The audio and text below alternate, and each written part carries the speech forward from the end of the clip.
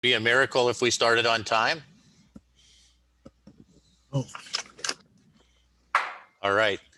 We'll call this meeting of February 2nd of Erie County Council to order. May I ask everybody to stand and join in with the Pledge of Allegiance, please? I pledge allegiance to to the flag of the United States of America and to the republic for which it stands, one one nation, nation, under God, indivisible, with with liberty and and justice for all.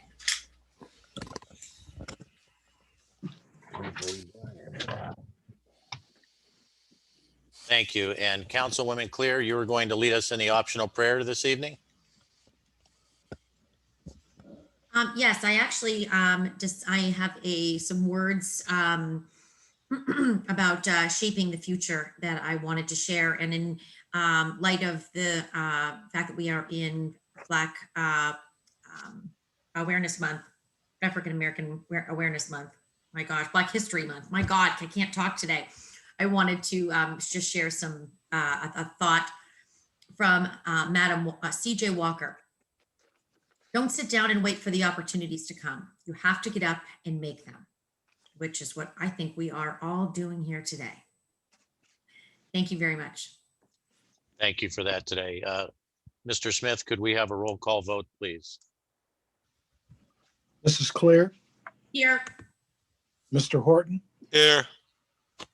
Mr. Rastetter, Here.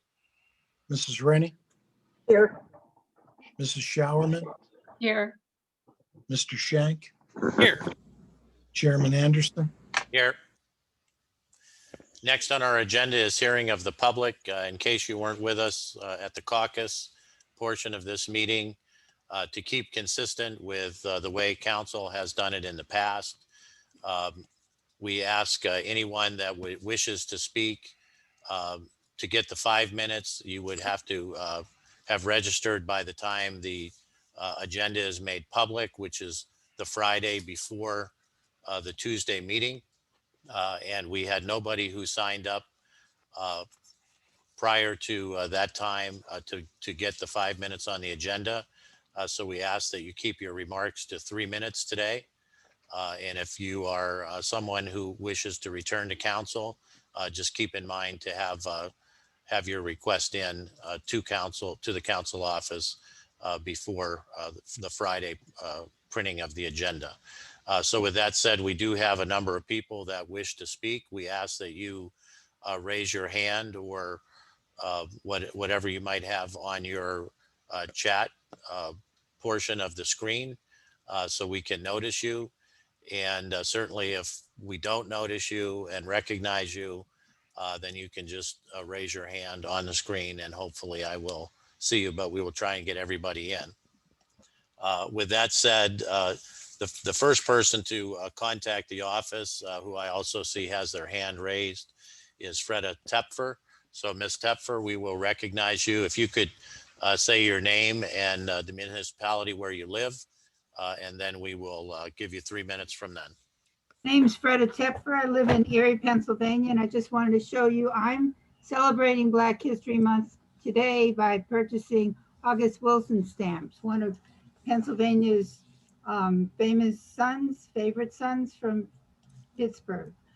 I also want to comment that I was one of the lucky people to find out early that I was in category 1A for vaccines, and I, through persistence, got myself an appointment with CVS.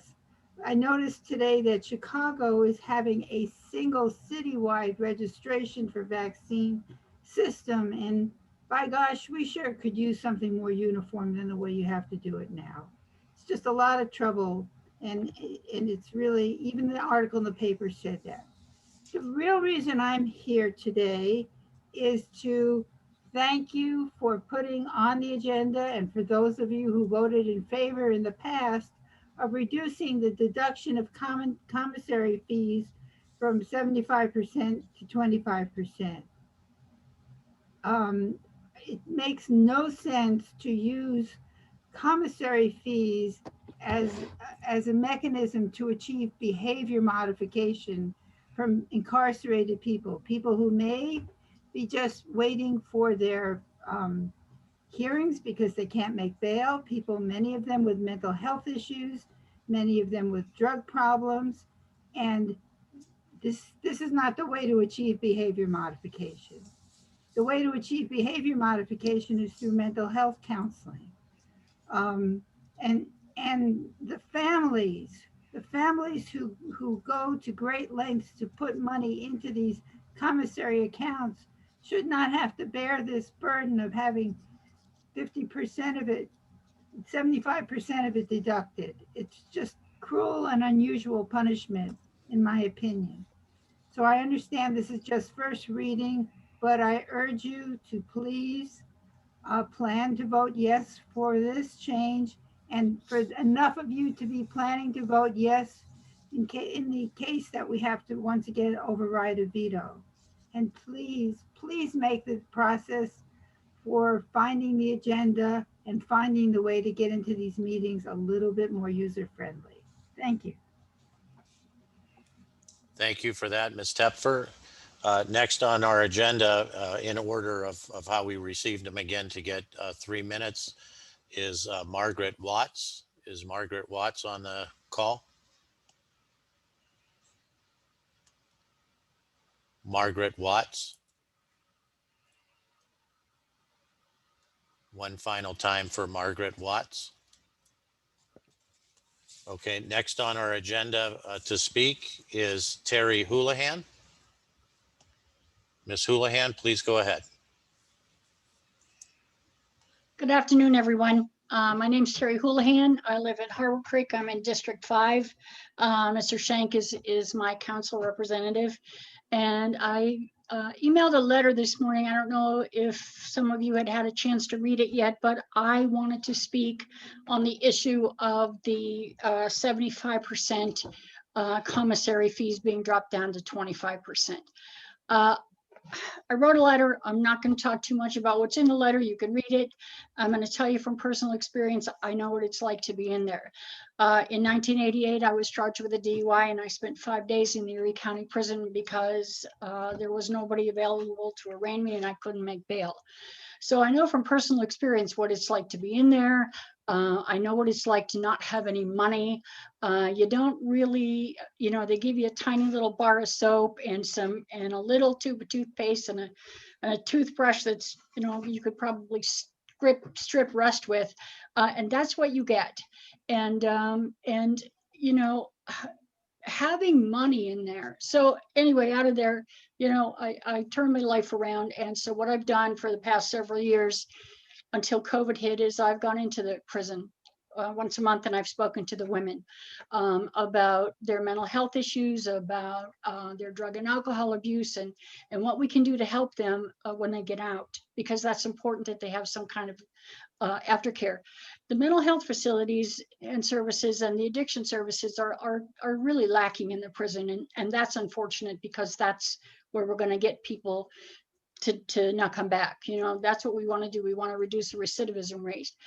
These people don't have any money. Their families don't have any money. And so for you to take 75% of that little bit of money when they can barely afford maybe just to put food on their table. Also, it's expensive to call. It's very difficult to visit. They don't make the visitation process particularly easy for the family. And that's who I believe is being punished more often even than the actual inmate. They're in there, they're being punished, they know that.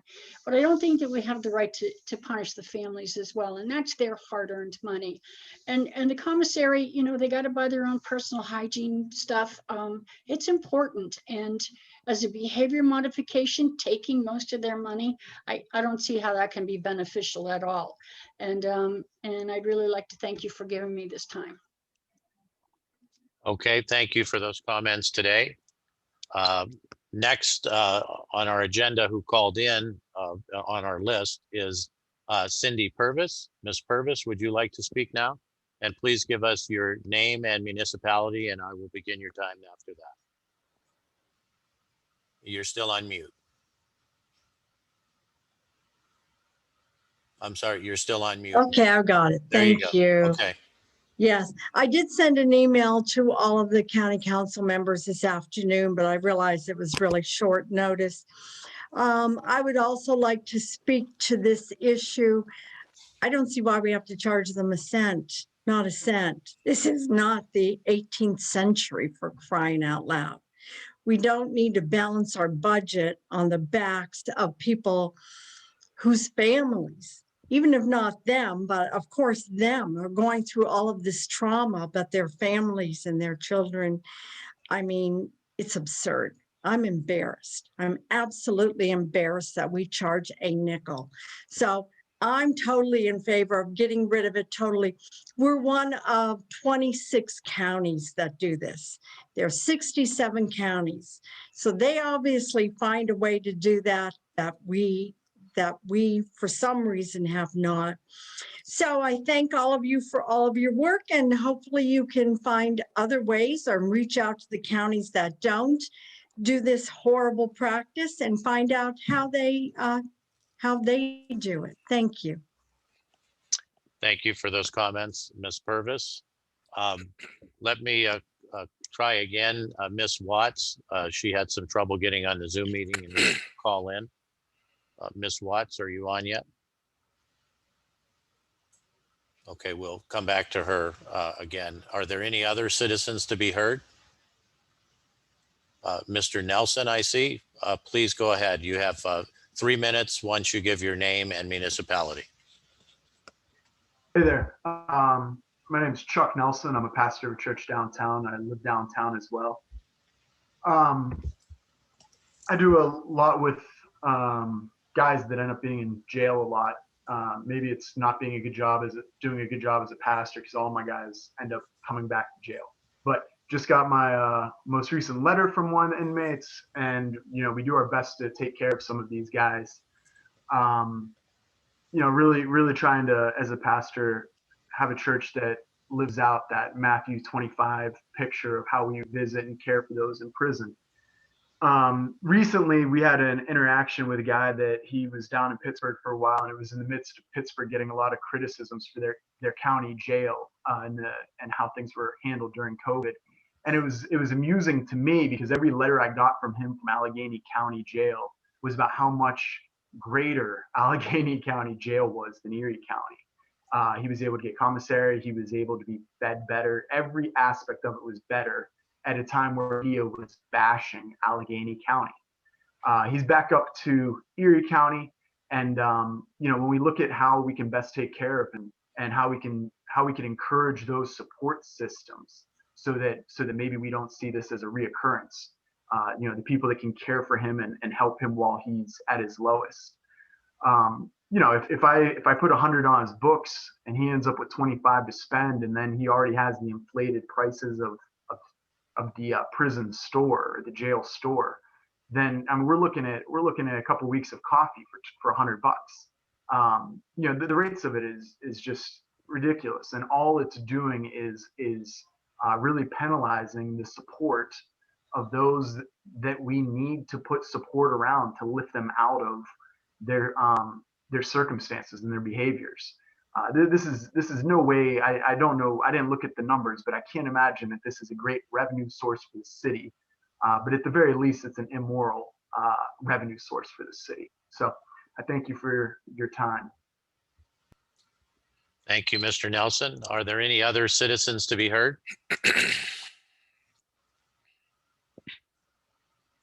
Is Ms. Watts on the line yet? We'll give Ms. Watts one more opportunity. Is Ms. Watts on the line? Can you hear me? I can. Are you Margaret Watts? Yeah, I've been trying for 40 minutes. I'm sorry. There's a technological problem here. I've got a computer. I've got a phone. I called in. I've had some trouble, so I hope I can speak. Yeah, no, that's okay. Just give us your full name and your municipality, and I'll begin your 3 minutes then. Okay, yes, my name is Margaret Watts. I live in Edinburgh, Pennsylvania, Washington Township. Thank you. Please go ahead. Yes, I'd like to speak about Ordinance 6 2021 and amending ordinance 83, 2014. First, I'd like to commend and thank my council representative for District 6, Scott Rastetter, as well as Carl Anderson and Andre Horton for their previous efforts to reduce the hardship placed on families and friends supporting their incarcerated loved ones by decreasing the 75% recovery fee to a more just 25%. The loss these families suffer, seeing their loved ones incarcerated, affect relationships like parenthood. Jobs are lost, reducing family income and support for children, and results in emotional distress, less food on their table, and less heat and light in their homes. With limited opportunities to support loved ones held at Erie County Prison, contributing to a family member's commissary account is a humane response and an attempt to ease the pain of separation and isolation. But for these families, the 75% cost recovery rate is unconscionable and an exorbitant burden to impose on people already affected so adversely by the criminal justice system. From the 75% fee to the contracted vendors, on its face, it's reminiscent of loan sharking and predatory pricing. These families are in no better economic position to make these financial contributions during a pandemic that has ravaged Black and Brown individuals disproportionately, as does the criminal justice system in these communities. When you implement this systematic practice, you are exponentially eroding our families further and perpetrating collateral damage on children in our community.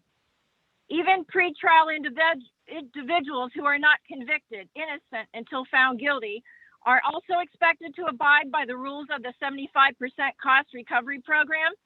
Individuals incarcerated in the Erie County Prison due to an inability to pay cash bail pre-trial are falling victim to this usury.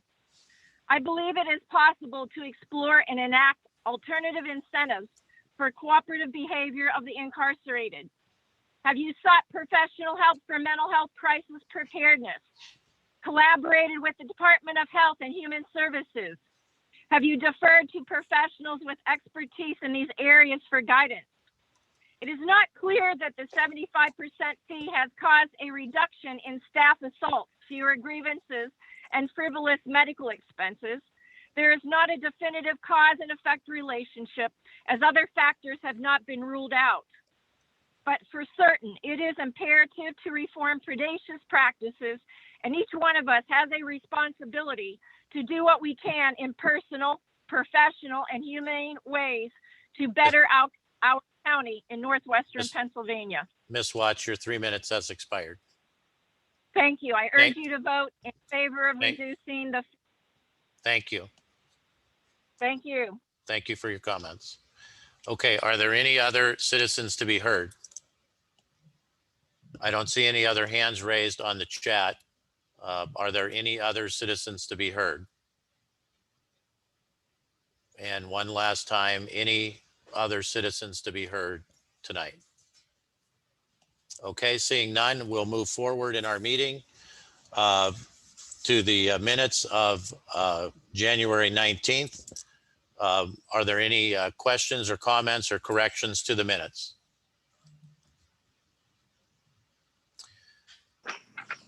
Seeing none, could I have a motion to accept the minutes? So moved. Moved by Mr. Horton, Second. seconded by Mrs. Clear. Mr. Smith, could we have a roll call vote, please?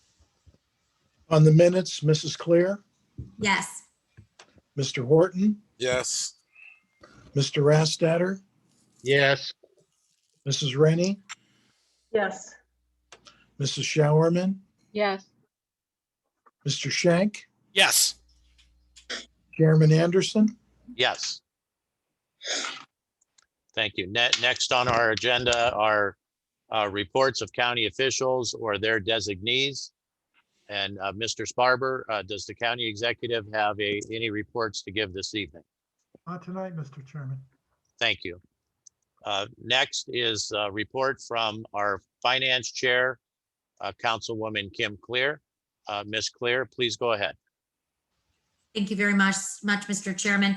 The Finance Committee actually met on I'm so sorry, it says February 2nd, on January 28th, Thursday, January 28th, 2021. And I am submitting in new business A, B, D, and E, which were agreed to be placed on the regular agenda. Thank you very much, Mr. Chairman. I yield back. Thank you, Chairwoman Clear. Next on our agenda is a report from the Personnel Committee. Chairwoman Rennie, do you have a report for us tonight? And please Yes. go ahead, Ms. Rennie. Thank you, Mr. Chairman. I do have a report this evening. The Personnel Committee met on Thursday, January 28th, and I am submitting items for tonight's agenda, item C and appointments F through I. Thank you, Mr. Chairman. Thank you for that report. We also have a report tonight requested by Council Member Andre Horton. Mr. Horton, would you like to go ahead with your report? Sure. Thank you, Mr. Chair. I'll give you all the abbreviated version because much of what I wanted to say has been said by some of the citizens that have already spoken. But I do want to just take a few minutes to talk about the proposed ordinance number 6 that allows Erie County Prison to bill prisoners and garnish 75% of the money a person's loved one puts on their account. Warden Sutter, whom I have the utmost respect for, and I've discussed this ad nauseum. We very, very respectful. He's a fine man, but I do respectfully disagree. And we always go round and round about it. He failed to mention in his letter that it wasn't just me, but that it in fact, 4 county council persons felt the need to stop this practice. So it wasn't just a one-person show. Warden Sutter states that the primary reason for the policy is its use in behavioral modification. He asserts that only inmates that have misconduct get assessed fines, and it's time to make them responsible for their actions. The truth is, inmates are assessed fines when they damage property. Sometimes toilets are intentionally overflowed. That's good. That sounds good on paper. We can make an argument about the destruction of county property. He doesn't mention that any correctional officer can assess or request that an inmate be fined for misconduct. An inmate can be charged a fine for an argument with another inmate, a fight with an inmate, failure to stop talking when a CO requests that he stop talking. The truth is, an inmate can be assessed penalties for anything that prison officials deem to be misconduct. He said this policy keeps his workforce or his officers safe. He further states that there is really no reason for a loved one to even bring money down because the prison supplies everything they need. It's right there. They can purchase it online, items online through a vendor. Items are usually a little costlier online. He states if they purchase it online, we don't touch it. COVID-19 has illuminated a lot of things. It's illuminated several systems that impact poor people and people in Black and brown communities in disproportionate manners. From lack of technology to those of us who are the knowledge that Dr. Fauci says anyway, that most people of color, Black and brown, are affected by more or susceptible more to COVID-19. They're more susceptible, they're more apt to be hospitalized, and they're more apt to die. Higher numbers. In fact, those numbers should lead to communities of color right here in this county being prioritized for vaccine shots. if that's the science. Nobody here is publishing the numbers. And not a lot of people are prioritizing our communities or communities of color to get those vaccines. We learned that as insurrectionists or insurgents marched on the Capitol at the urging of a former president, that legislators actually helped the mob, and members of the Capitol Police were involved too. It illuminated the amount of work being done downtown and around the city as we undergo our new renaissance. It shows who's working and who's not. Many poor people don't have internet access or just aren't internet savvy or may just want to bring cash down to their son or daughter so they can not just have the basics of what the prison provides, but also a few snacks or items to make their stay there not as hard. We, Erie County Council, and the Dahlkemper administration adopted an ordinance, and we declared and decreed that racism was a health emergency here in Erie County. Right. It pervaded almost every area of public life. This body, and I was proud that day, this body, my 6 colleagues joined us in passing it 7-0. They believe that statement to be true. A couple weeks later, we had the opportunity to put our words into action, and we voted down a diversity officer, sadly. So, and misconduct in prison, as far as Blacks are concerned, it's akin to disorderly conduct.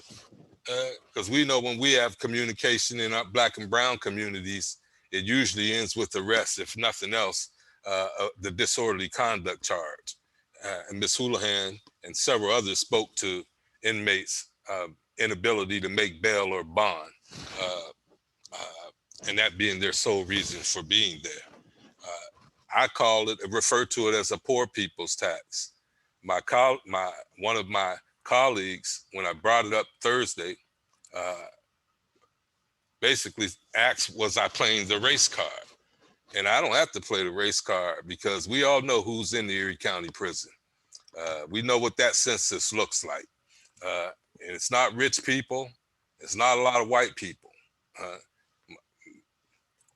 They say upwards of 60 to 70% of the people that come into prison these days suffer from some type of mental disorder or have mental health problems. I fail to see what a $30 fine would do to mitigate that person's behavior.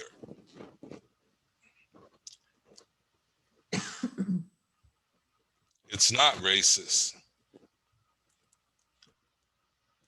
but it affects a demographic of people. Disparity. It's a huge disparity. It doesn't quite hit the affluent the same way. Most of who can make bail or bond. If a person can't get bailed or bonded out, he's subject to that. It doesn't speak to the rent, the $10 a day, or the $50 or the $100 if you're there for the weekend. And so basically, Pastor Nelson, I believe, said, correctly so, well, incorrectly, some people just choose to put cash. If I put $100 on my son's account and he owes $100 and over $100, and they garnish 75% of it, they're not making him pay. They're making our loved ones pay. Many who weren't doing well before COVID. Many who aren't employed right now. Many who have lost their jobs right now and their livelihood. But they scrape up enough. They don't run to the internet, to the Oasis vendor. They scrape up enough to go down and put $25 or $30. I believe that 25% is a fair amount. We won't even speak to the debt that hasn't been collected or how it's multiplied exponentially. I think it went from $69,000 to currently it's over $4 million. When it came down before, the courts didn't want anything to do with it. They didn't want to have the charge. Probation didn't want to. They didn't believe in the practice, and they did not want to collect the money. The prison has no way of collecting the money at this point. I expect that it will be privatized at some point to a collection agency. What a shame. And so in conclusion, I'll say that I'm glad that this is a first reading, because I like first readings. I like transparency. I like second readings when there's money coming into the county, supplemental appropriations. But I really like first readings because I want the community. I want the prison community. I want the community at large. I want the government community to have time to really just go ahead and look at it. See what they're doing in other places. I do believe it's immoral. And I want it stopped. And I will be voting yes when that time comes again. So it wasn't just Councilman Horton on the crusade. 4 council persons seen the wisdom in making that decision. And hopefully more will feel that same wisdom. Thank you, Mr. Chairman. That concludes my comments. Thank you, Councilman Horton. Are there any other council members that wish to make a report? Okay, seeing none, let me just mention once again, thank you to Councilman Horton for your comments. I'm not going to reiterate all the things that you've already said and the folks on the meeting have said in Citizens to be Heard. I will, as before, stay consistent with where I was the last time on this position. I co-sponsored this endeavor with Councilman Horton. I will continue to support this for a variety of reasons, which I will expound on more 2 weeks from now when we take a vote on this particular matter. But needless to say, we spend a lot of money on behalf of the taxpayers to give people a second chance. In fact, we spend millions and millions of dollars to give people a second chance.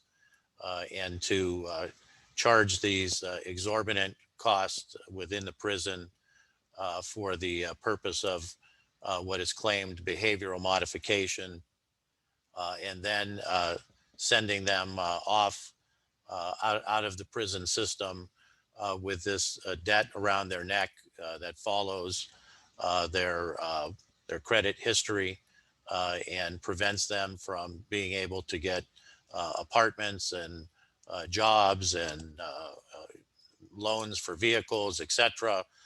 Just really seems to me sticks in the face of everything that we're trying to do with giving people a second chance. So I will be consistent with where I voted and the stance that I took in October of 2019 when we discussed this issue, and we'll do so moving forward. So with that said, we'll move forward with our agenda. And next on our agenda, we have some citations and recognitions. All council members have an opportunity to put a citation forward for a variety of reasons. Unfortunately, during the pandemic, we have lost way too many of our citizenry in Erie County, but their memory and the impact that they've made on our lives, the lives of their family members and friends, and the impact that they've made on this community will never be forgotten. And so with that being said, we do have 3 citations tonight. I am going to ask under the citation for Attorney John Bonatti if our public defender, Pat Kennedy, who worked very close with John because he was assistant public defender for many years. We're going to ask Ms. Kennedy to say a few words about him, although I will just comment that I also had a personal relationship with Attorney Bonatti, as well as my niece, Melanie Duffin, who worked with him at the Public Defender's Office. And I know that she, as well as many others, think the world of him and thought the world of him. And so we will always remember the commitment that he's made to Erie County.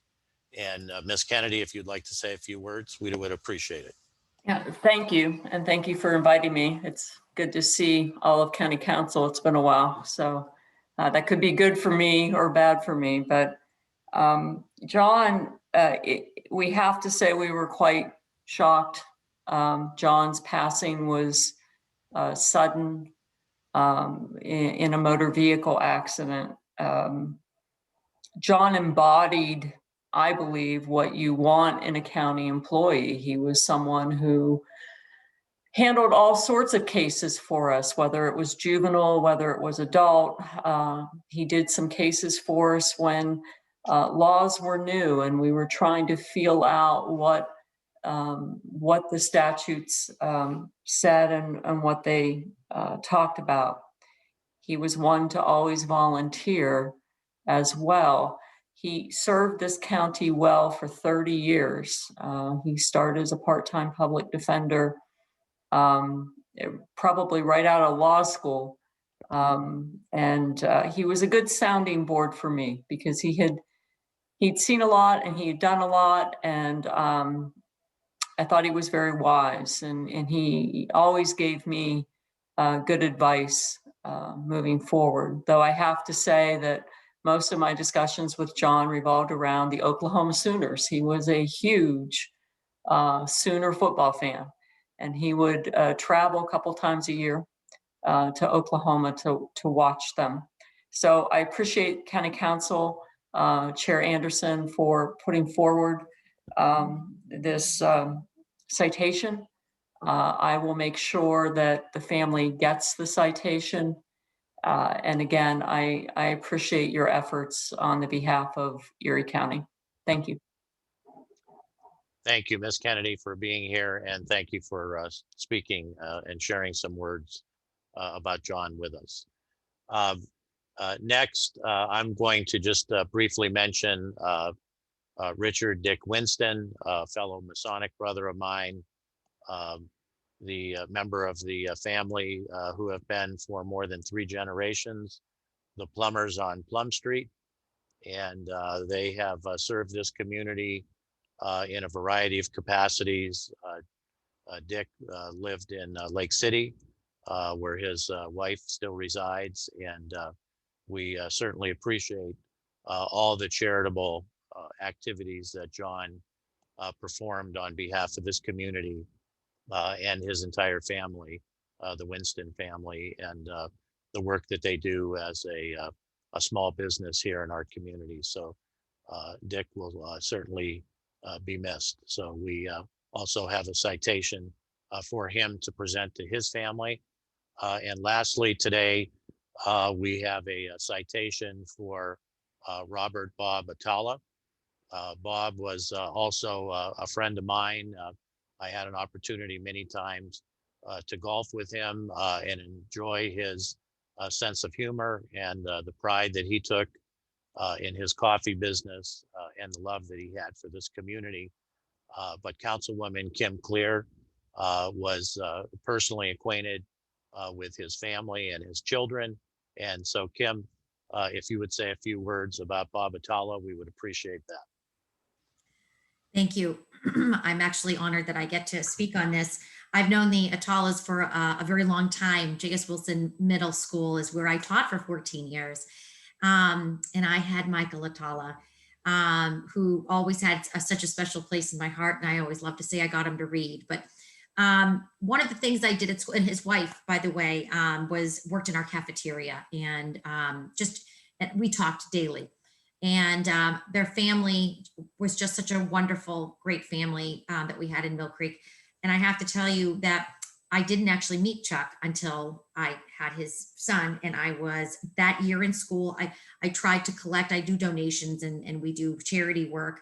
And this particular year, I collected all kinds of items for veterans overseas in Afghanistan, in Iraq, and in Pakistan. So I had all of my students bring all of these things in, and they were bringing toothbrushes and candy and all this. Well, I was so proud of them and so excited because I said, whatever you bring, I'll pay for the shipping. I go to the post office and I'm so excited with all these boxes. I'm going into the post office and I get up and I said, I just need to tell you, the woman at the post office, all of these things are donated by a bunch of 13 and 14-year-olds. Can you believe it? Aren't they amazing that they would do this? And so we're shipping them all wherever. So someone that I've never met before comes up behind me and says, excuse me, ma'am, I'd like to pay for those to be shipped. And I said, oh, no, I don't need that. I have money. I can do it. And he said, it would be an honor if I could please do this for you, for them in their service. And I said, sir, I had tears in my eyes and I'm crying. Other people around me are crying, and he pays for all of it. And I said, what is your name, sir? I'm going to write a letter to the newspaper, letter to the editor. And he says, Bob Atala. And I said, I have your son. I teach your son every day. And we went through this whole big thing, and everyone in the whole place. I mean, I have chills just going back thinking about it. But the fact that this is the kind of person he was, that, he didn't know me from anywhere, and he just saw how excited I was, and he saw what kids were capable of doing. And he wanted to give back to the people, the veterans that did so much for us and honor our country. So that is Bob Atala right there. And I'm proud to say that I have known him. And I did do that letter to the editor, and it did get in the paper. So it's good to remember him.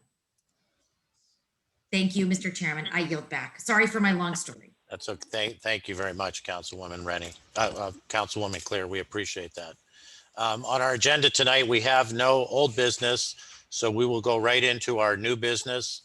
And I think we are going to have a motion to amend our meeting minutes or our meeting agenda for tonight, or would you like us to do that at the time we ask for the first reading, Mr. Smith, on ordinance number 4? I think now is the time, Mr. Chairman. Thank you. Mr. Chairman, I would like to make a motion to amend the agenda. Thank you. Please go ahead. I would like to move ordinance number 4 to a second reading, please. And I would also like to combine items, all of the appointments that would be into one reading. And that would be letter F, G, H, and I. Thank you very much, Mr. Chairman. I yield back. Thank you. We have a motion to amend the agenda to move ordinance 4 to a second and to have the appointments F, G, H, and I as one motion. Do we have a second? I second. The motion made by Councilwoman Clear, seconded by Councilman Horton. Are there any questions or comments? Mr. Smith, can we have a roll call vote, please? On the motion to amend the agenda, Mr. Horton, Yes.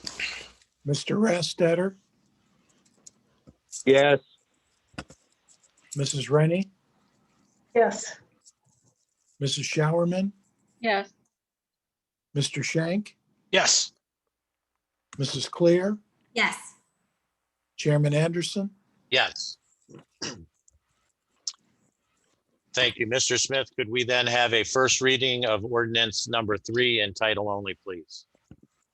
A first reading of ordinance number 3, 2021, approving a single vendor contract with Westlaw to provide legal research platform for the county law library. So moved.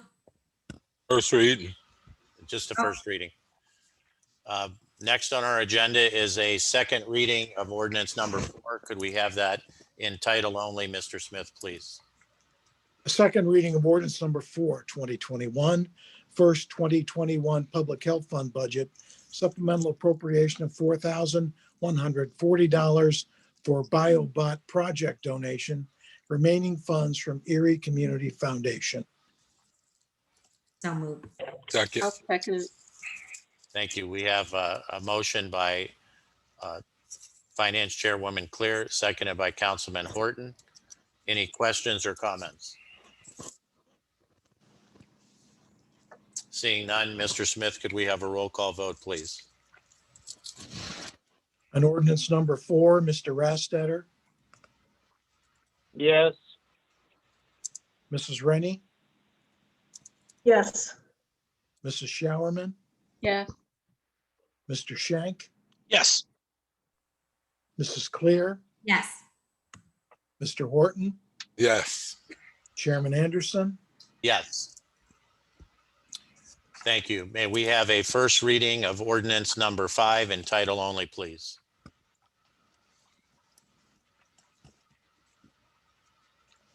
A first reading of ordinance number 5, 2021, elected officials salary ordinance 2022 through 2025.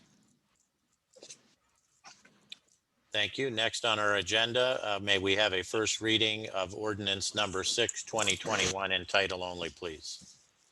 A first reading of ordinance number 6, 2021, amending ordinance 83 of 2014, revised fee schedule in Department of Corrections. Thank you. May we have a reading of resolution number 5 in title only, please? Resolution number 5, 2021, approving the 2017 through 2020 codification of all county ordinances and resolutions. so moved, Second.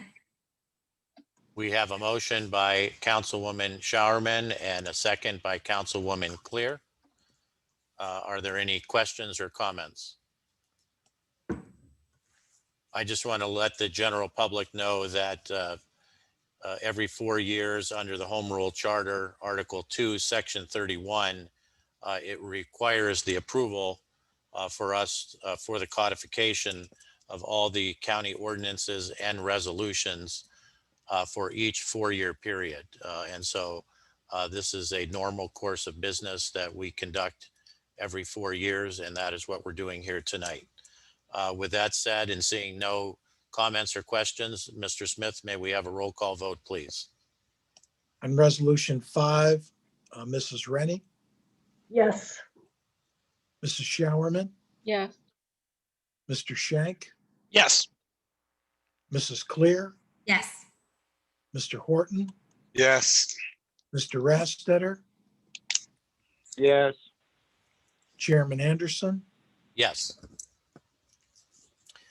Next on our agenda are the possible appointments, which we've amended our agenda to do them in one motion. Mr. Smith, could you read the name of the appointee and the title and a position that they will be taking in their term of office, or when that would expire? And after he reads the 4, then I will accept a motion. Thank you. Item F is the possible appointment of Timothy McGahan, CFO of Corey Memorial Hospital, to fill a vacancy on the Erie County Hospital Authority. The term will expire February 1, 2024. This is a county executive appointment. Item G is the reappointment of Bradley Dinger of UPMC Hospital to the Erie County Hospital Authority. This is Mr. Dinger's second term. This will expire February 1, 2026. Again, the appointment of County Executive Dahlkemper. Item H, the possible reappointment of Rand Levis, CFO of St. Vincent Hospital, to the Erie County Hospital Authority. This is Mr. Levis's second term, and it would expire February 1, 2026. This is a county executive appointment. Lastly, the possible appointment of Dana Williams to the Human Relations Commission. Mr. Williams will fill the unexpired term of Melanie Jackson. This term will expire June 30, 2022. And this is also an appointee of County Executive Dahlkemper. so moved, Second. We have a motion by Councilwoman Showerman and seconded by Councilwoman Clear. Are there any questions or comments? Mr. Smith, may we have a roll call vote, please? On the appointment of the 4 individuals on the agenda, Mrs. Showerman, Yes. Mr. Shank, Yes. Mrs. Clear, Yes. Mr. Horton,